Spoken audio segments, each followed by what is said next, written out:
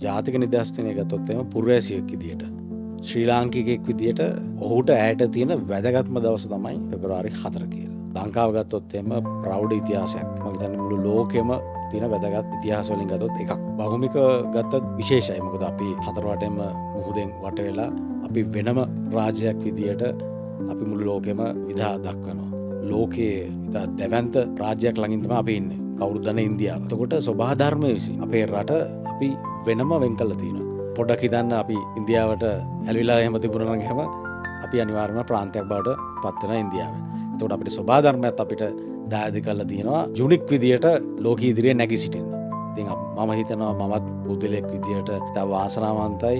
අභිමානයක් තියෙනවා ලංකාව ගැන. කාට හරි කියන්න පුළුවන් ආර්ථික වශයෙන් අපි ඉතාමත් පල්ලෙහා මට්ටමක ඉන්නේ.